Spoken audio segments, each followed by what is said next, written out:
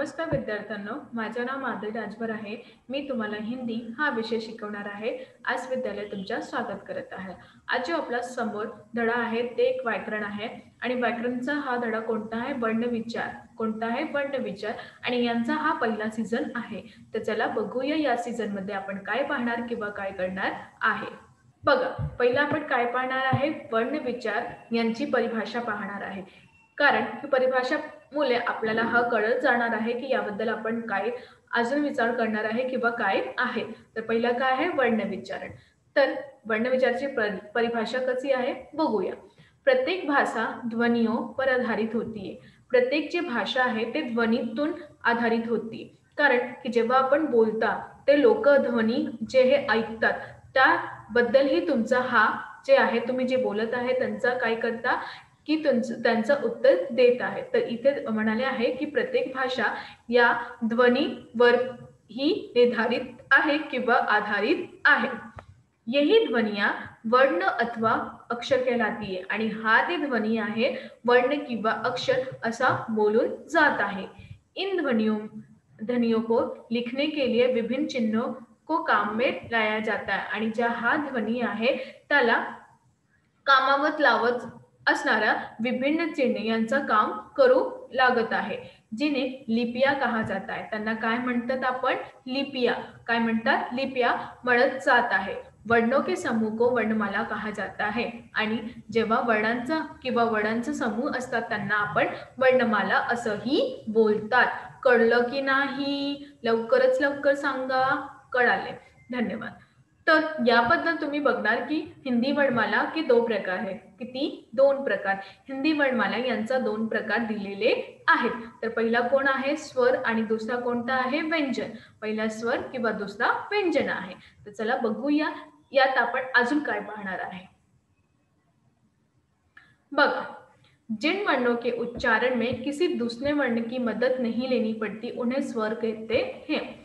ज्या वर्ण आहे, ज्या वर्ण त्याच्या उच्चारासाठी किंवा बोलण्यासाठी एक म्हणजे किसी म्हणजे कोणत्याही दुसऱ्या वर्णाची आपण मदत नाही घेऊ शकतात किंवा नाही घेतात घेऊन लागत पडतात त्यांना आपण स्वर म्हणतात। परत सांगते मी, नीटप्रमाणे ऐकून घ्या।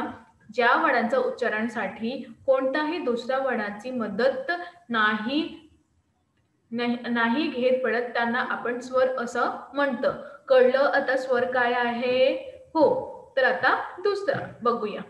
हिंदी में अ, आ, इ, ई, उ, ऊ, ए, ऐ, ओ, ओ, अम, अह। परत सांगते मी, नीटप्रमाणे ऐकून घ्या। अ, आ, इ, ई, उ, ए, ऐ, ओ, ओ, अम, अह आदि स्वर है। हे सगळं काय आहे? स्वर आहे। काय आहे? स्वर आहे। तर बघा, जिन वर्णों का उच्चारण स्वर की मदद से किया जाता है, ज्या वर्णाचा उच्चारण स्वर यांच्या मदतीसाठी केलेले जात आहे उन्हें व्यंजन कहते हैं। त्यांना काय म्हणतात आपण? व्यंजन म्हणतात। हिंदी में व्यंजन निम्नलिखित है आणि हिंदीतून व्यंजन निम्नलिखित आहेत। कळलं की नाही? हो। तर बघा, क, ख, ग, घ, ञ, च, छ, ज, झ, ञ, ट, ठ, ड, ढ, ड, त, थ, द, ध, न, प, फ, ब, भ, म, य, र, ल, व, श, श, ह, श, ह। तर याबद्दल हा जा व्यंजन तुम्हाला दिलेले आहे अशा प्रमाणेही दिलेले आहे। तुम्हाला दिसत आहेत की नाही? हो, दिसत आहेत। छान। तर याप्रमाणे असंही दिलेले आहे। आता बघा, इन वर्णों के उच्चारण में अ स्वर की मदद लेनी पड़ती है। जेव्हा आपण यांचं उच्चारण करते तेव्हा आपल्याला अ स्वर यांची मदत घ्यावी लागते। इनके अलावा छ, त्र, ज्ञ, श्र आदि वर्ण संयुक्त व्यंजन कहे जाते हैं आणि याबद्दल श, त्र, ज्ञ, श्र हा जे वर्ण आहे ते संयुक्त व्यंजन असं म्हणाले आहे। जैसे छ बराबर क धन स, त्र बराबर त धन र, ज्ञ बराबर ज धन ञ तथा श्र। तर याबद्दल असं प्रमाणे याला जोडून जे शब्द तयार असतात त्यांना आपण असंही केलेले आहेत। वर्णों के मेल शब्दों का निर्माण होता है आणि त्यानंतर आपल्याला जे वर्ण आहे त्यातून मेल शब्दांचा नवीन निर्माण होऊन जात आहे. कळलं की नाही? समजलं की नाही? हो, छान. अजून बघूया, चला. एक या एक से अधिक वर्णों के उस समूह को शब्द कहते हैं. एक किंवा एक से अधिक जे वर्ण असतात त्यांचे जे समूह असतात त्यांना आपण काय करतात? शब्द कहतात. आणि जिसका कोई निश्चित अर्थ होता है आणि ज्यांचा काही निश्चित अर्थ होऊन जात आहे. जसे राम, दूध, गोदावरी. जसं काही आहे, राम, दूध किंवा गोदावरी आहेत. कळलं की नाही? हो. तर अजून बघूया, चला. आता तुमच्या समोर आलेला आहे काही शब्द बघा. हिंदी एक संपन्न भाषा है, उसके शब्दों को विशाल भंडार है, तत्सम, तद्भव और विदेशी शब्द. इथे म्हणाले आहे की हिंदी एक संपन्न भाषा दिलेली आहे आणि यांच्या शब्दाचा विशाल म्हणजे खूपच भंडार दिलेला आहे. त्यातून तत्सम किंवा तद्भव आणि विदेशी शब्द आहेत. तर चला बघूया. बघा, तत्सम, तद्भव और विदेशी शब्द.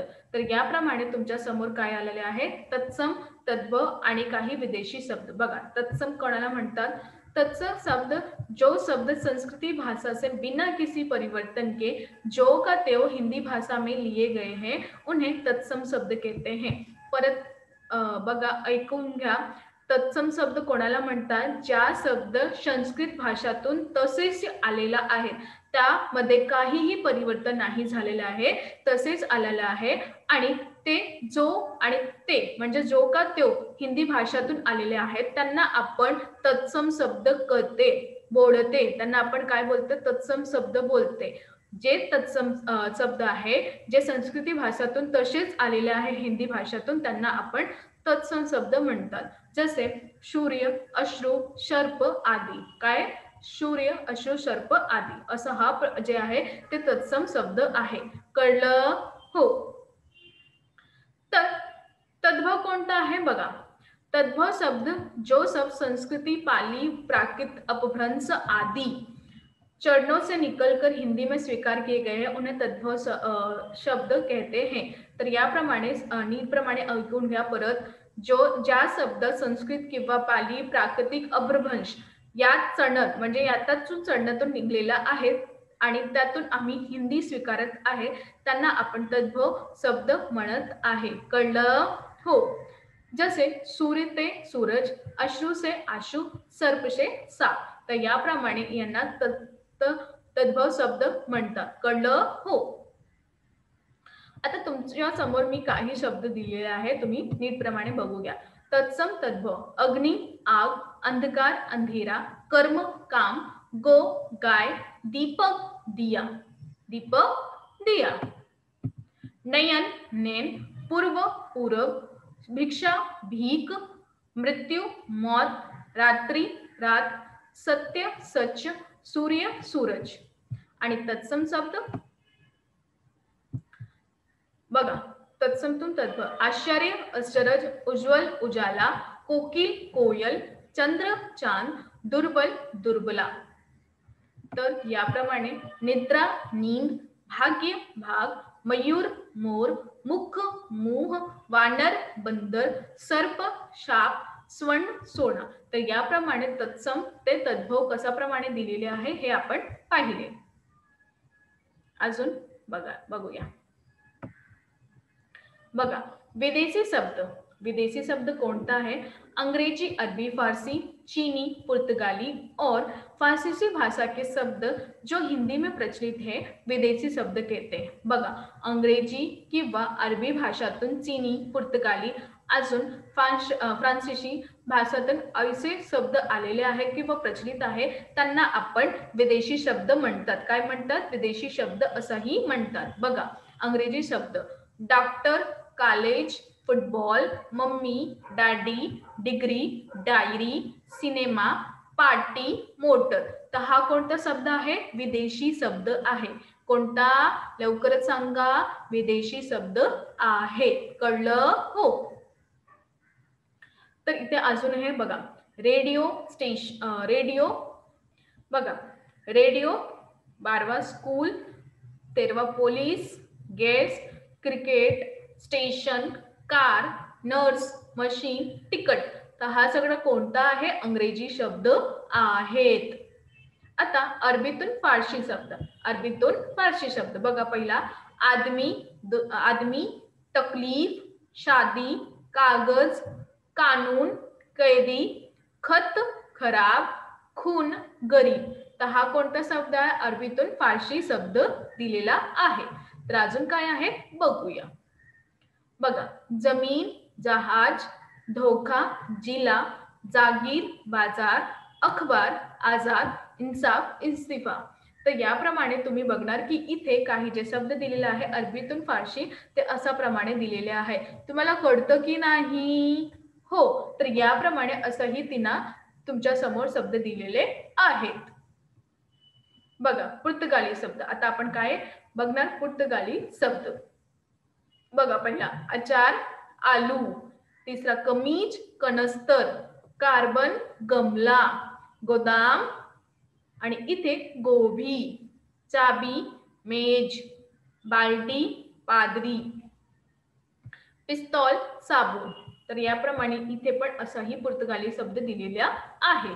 तर आज आपण जे व्याकरण पाहिले, कोणता व्याकरण होता? वर्णविचार. कोणता होता? वर्णविचार. वर्णविचार बद्दल आपण हे पाहिले की कशाप्रमाणे अजून काही जे शब्द आहे जे आपल्याला नाही माहीत आहे, ज्याबद्दल जे जसं संस्कृतचे शब्द आहे ते हिंदीतून कसं रूपांतरण केलेले आहे किंवा अंग्रेजीतून शब्द आहे ते हिंदीतून कशाप्रमाणे रूपांतरण केलेले आहे, तथा ते जे पुर्तगाली किंवा अरबी भाषातून जे शब्द आहेत ते कशाप्रमाणे इथे दिलेले आहेत, जे अपभ्रंश भाषा आहे, तर याबद्दल आपण पाहिले की आपल्या ज्या हिंदी आपण वाचत आहे त्याप्रमाणे ते विविध प्रदेशातून किंवा विविध जगापासून ते विविध वेगळा परिवर्तन केलेले आहे. तर याबद्दल आपल्याला कसं माहीत झालेलं आहे की अरबीतून वेगळा आहे किंवा अंग्रेजीतून वेगळा आहे किंवा विदेशीतून हा वेगळा जे अर्थ आपल्याला पाहिले आपण. तर याप्रमाणे तुम्हाला असं पाहायचं आहे किंवा करायचं आहे की नीट प्रमाणे त्याचा अभ्यास घ्यायचा आहे, कारण की जे व्याकरण आहे त्याबद्दलही तुम्हाला हिंदी अजून माहीत झालेलं पाहिजे आहे की याबद्दल आपल्याला कोणचा अर्थ किंवा कोणचा काय आहे आणि कसं उच्चारण केलेले आहे. जसं स्वर आणि व्यंजन यांचं उच्चारण कशासाठी होते, त्यांना कसं जमडून घ्यायचं आहे आणि त्याला कोणकोणते शब्द त्यांचा प्रमाणे काय होते जोडून जाते किंवा त्या जोडण्याचा कोणता नवीन शब्द आपल्याला भेटत आहे. तर याप्रमाणे हे सगळं आपण कुठे पाहिले? वर्णविचार या व्याकरणमध्ये पाहिले. तर हे सगळे तुम्हाला कुठून भेटत आहे? आज विद्यालयाबरोबरही भेटत आहे. तर याप्रमाणे तुम्ही नीट प्रमाणे हा जे पहिला ऑनलाईन स्कूल आहे तुमच्यासाठी खूपच चांगले आहे. तुम्ही त्यांचा चांगलं प्रयत्न करा आणि यांचं काय करा की नीट प्रमाणे त्यांना ऐकून घ्या आणि सगळं जे व्यवस्थित चाललेलं आहे त्याचप्रमाणे तुमच्या सर्व जे विषयानुसार देत आहे तुम्हाला तुमच्यासाठी खूपच चांगले आहे. तुम्ही कुठेही बसून यांचा प्रयोग करू शकतात. असं नाही आहे की तुम्हाला स्कूल जायचं आहे, तुम्हाला वेळ घालायचा, असं काहीही नाही. तुम्ही घरी बसून किंवा तुम्ही कुठेही जात आहे तुम्ही यांचा उपयोग करू शकतात. आणि याबरोबर तुम्हाला एकही विषयही नाही किंवा हिंदी, मराठी, अंग्रेजी आणि सामान्य विज्ञान, इतिहास, भूगोल आणि गणित हा सर्व तुम्हाला इथेही भेटणार. तुम्ही नीट प्रमाणे यांना ऐकून घ्या, समजून घ्या आणि आपल्या जे तुम्ही जे अभ्यास करत आहे त्यांना त्या अभ्यासाचा खूपच प्रयत्न करून यांचा मार्ग तुम्ही शोधून घ्या, कारण की हे तुमच्यासाठी आहे. तुम्ही त्यांचा हा मार्ग तुम्हाला हे दिलेले आहे. आज विद्यालय तुम्हाला हे जे मार्ग दिलेले आहे त्या मार्गावर तुम्ही चला आणि जेव्हा तुम्ही चढणार तुम्हाला खूपच चांगले प्रमाणे अंक भेटणार आणि खूपच चांगल्या प्रमाणे तुम्ही अभ्यास करणार आहे. तुमच्यासाठी खूपच प्रयत्न केलेले आहे. तुम्ही यांचा बरोबर घेऊन या आणि सर्व व्यवस्थित करू घ्या. तर याप्रमाणेही मी वर्णविचार बरोबरही सांगत आहे की जेव्हा तुम्ही तुमच्या जे शब्द आहेत तुमच्या जे उच्चारण आहे तुम्ही नीट प्रमाणे ऐकतात तर याप्रमाणे तुम्हाला नवीन शब्द कसा शोधायचा हे पण तुम्हाला सांगणार आहे. तर या जाणणार आहे तुम्ही. या जाणून तुम्ही नवीन शब्द कसा विचारायचा किंवा नवीन शब्दाचा उपयोग कशासाठी होऊन जात आहे हे पण तुम्ही पाहिलं आहे. जसं की मी म्हणाला होता की क सोबत काय जेव्हा आपण क असं म्हणतात तर अ उच्चारण होतात. तर याप्रमाणे असंही काही शब्द आहे जे आपल्याला नाही माहीत, जे तुम्हाला नाही माहीत, हे सगळं व्यवस्थित प्रमाणे तुम्ही ऐकून घ्या जेव्हा तुम्हाला हे सगळं माहीत जाणार आहे.